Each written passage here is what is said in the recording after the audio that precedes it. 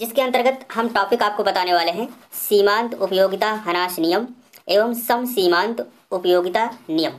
सीमांत उपयोगिता ह्रास नियम, इसका मतलब पहले एक व्यवहारिक रूप से हम समझते हैं और ये हम जानते भी हैं कि यदि हम किसी वस्तु का लगातार उपयोग करते जाएं तो हम देखते हैं कि पहली बार में जो फ़ायदा हमको मिला उसके प्रति हमारी जो प्रबल इच्छा थी उसके अगले वाले पार्ट में फिर वो घटती जाती है और एक स्थिति ऐसी आती है कि हम पूर्ण रूप से संतुष्ट हो जाते हैं, पूर्ण रूप से तृप्त हो जाते हैं और फिर उसे पसंद नहीं करते। तो ये जो इच्छाएं घटती जाती हैं उसे ही हम क्या कहते हैं, सीमांत उपयोगिता ह्रास नियम। और इसको एक अर्थशास्त्री हरमैन हेनरिक गौसेन ने भी डिफाइन किया है और इन्होंने बताया है कि जब हम किसी एक संतुष्टि का बिना किसी व्यवधान के लगातार प्रयोग करते रहते हैं तो संतुष्टि की मात्रा तब तक निरंतर घटती है जब तक उसमें पूर्ण तृप्ति की प्राप्ति नहीं हो जाती। बिना किसी व्यवधान का मतलब है कि उसमें किसी भी प्रकार का परिवर्तन ना हो, ना हमारी स्थिति में, ना वस्तु की स्थिति में या वस्तु के दाम में, सब स्थितियां समान रहें। तो जो हमारी इच्छाएं घटती जाती हैं इकाई वृद्धि में, उससे ही हम क्या कहते हैं, सीमांत उपयोगिता ह्रास का नियम। यह नियम दो तथ्यों पर आधारित है। पहला पॉइंट है कि जो कि व्यक्ति की इच्छाएं अनंत हैं लेकिन प्रत्येक इच्छा को तृप्त भी किया जा सकता है। दूसरा नियम है विभिन्न वस्तुएं अपूर्ण स्थानापन्न होती हैं, अतः वस्तुओं को एक निश्चित अनुपात में प्रयोग किया जा सकता है। अर्थात किसी भी वस्तु को हम बहुत अधिक नहीं प्रयोग कर सकते हैं, उसकी भी एक लिमिट होती है और वो अपूर्ण स्थानापन्न होती है। मतलब कोई भी वस्तु हमें पूर्णतया संतुष्ट नहीं कर सकती, पूर्णतया आनंद नहीं दे सकती। अब सीमांत उपयोगिता ह्रास नियम की मान्यताएं भी देखते हैं। मान्यताओं में यह है कि सीमांत उपयोगिता ह्रास नियम का कैलकुलेशन हम तभी कर सकते हैं जब वस्तु की सभी इकाइयां समान रूप से गुण वाली हो। ऐसा नहीं कि कोई ज़्यादा गुण वाली हो, कोई कम गुण वाली हो। तो जो ज़्यादा गुण वाली है उसमें ह्रास का नियम फिर लागू नहीं होगा। जो गुणवत्ता है वस्तु की वो समान होनी चाहिए, तभी हम सही सीमांत उपयोगिता ह्रास के नियम को कैलकुलेट कर सकते हैं। दूसरा ये होता है कि इकाइयों के उपभोग के समय में अनावश्यक अंतर ना हो। जो समय का डिफरेंस है वो भी सेम होना चाहिए। नहीं, एक वस्तु हमने आज उपयोग किया और 10 दिन बाद फिर दूसरी इकाई उसका उपयोग करेंगे तो हमारे लिए जो उपयोगी है उतना ही रहेगा। तो उसके लिए जो समय का डिफरेंस है वो भी बराबर होना चाहिए, तभी हम सही से समझ सकते हैं सीमांत उपयोगिता ह्रास के नियम को। और तीसरा यह है कि उपभोक्ता की मानसिक स्थिति में भी कोई परिवर्तन ना हो, उसकी मानसिक स्थिति भी ठीक रहे। नहीं, कभी कभी नुकसान होने के बावजूद भी वो खरीदता जाता है और ऐसा लगता है कि ज़्यादा ही उपयोगी है। और चौथा पॉइंट है वस्तु के मूल्य में कोई परिवर्तन नहीं होना चाहिए, वस्तु का मूल्य भी स्थिर रहे।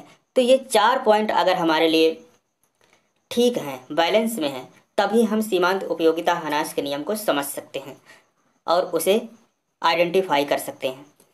अब हम समझते हैं सीमांत उपयोगिता ह्रास नियम के अपवाद। कोई भी नियम अपने आप में पूर्ण नहीं होता, कुछ मान्यताएं हैं तो कुछ उसके अपवाद भी होते हैं। तो जो सीमांत उपयोगिता ह्रास नियम है इसमें भी कुछ अपवाद हैं, उसको हम देखते हैं कि किन किन जगहों पर सीमांत उपयोगिता ह्रास का नियम लागू नहीं होता है। Exceptions of law of diminishing marginal utility, इसे इंग्लिश में कहते हैं। अपवाद के लिए जो पहला पॉइंट है वो ये है दुर्लभ वस्तुओं का संग्रह। दुर्लभ वस्तुओं के संग्रह के विषय में भी सीमांत उपयोगिता ह्रास का नियम लागू नहीं होता, क्योंकि जो वस्तुएं ज़्यादा दुर्लभ हैं कि जल्दी वो प्राप्त नहीं होती हैं तो हम लोग क्या करते हैं, उसकी उपयोगिता ज़्यादा ही समझते हैं और कितना भी मिले उसको इकट्ठा करते चले जाते हैं। जैसे मान लीजिए ज़मीन है, इस समय काफ़ी महंगी है और ये एक तरीके से दुर्लभ ही मानिए, तो इसकी उपयोगिता हम ज़्यादा ही समझते हैं।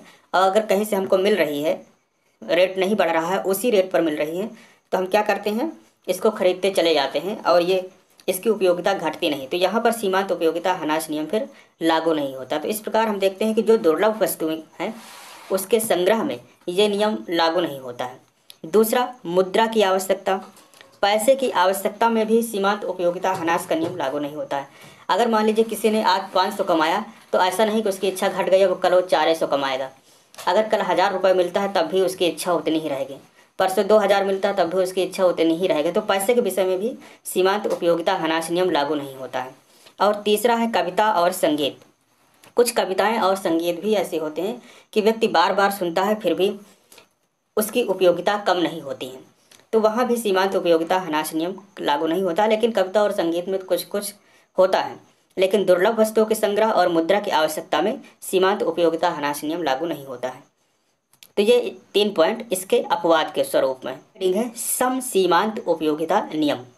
ये भी वेरी इंपॉर्टेंट हेडिंग है और इसे कंप्लीट जरूर कर लेना, ये भी पिछली बार पूछी गई थी। Law of equi marginal utility इसे इंग्लिश में कहते हैं। तो सम सीमांत उपयोगिता नियम क्या है, हम इसको समझते हैं। मार्शल ने बताया है कि यदि किसी व्यक्ति के पास ऐसी वस्तु है जिसे वह अनेक प्रयोगों में ला सकता है, तो वह उसे अनेक प्रयोगों में इस प्रकार बांटेगा कि प्रत्येक प्रयोग में उसकी सीमांत उपयोगिता बराबर हो जाए।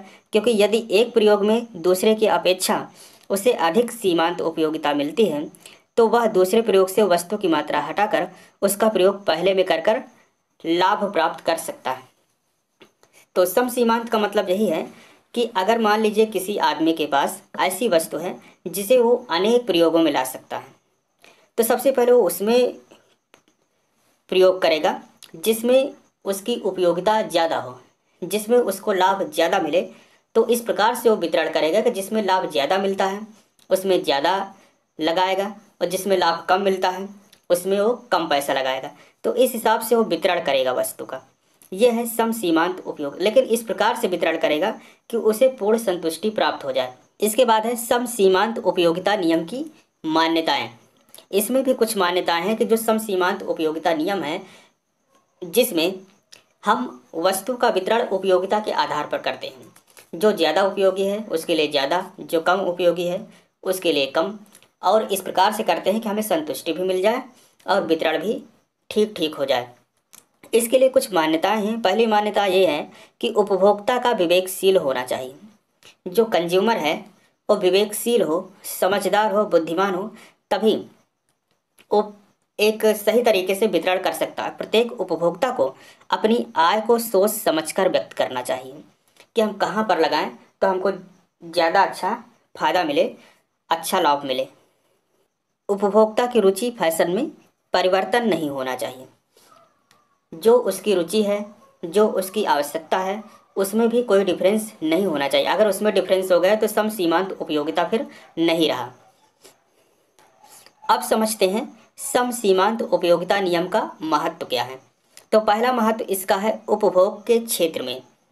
इस नियम के आधार पर ही उपभोक्ता अधिकतम संतुष्टि प्राप्त करने का प्रयास करता है। सम सीमांत उपयोगिता नियम से ही उपभोक्ता अधिकतम संतुष्टि प्राप्त करने का प्रयास करता है।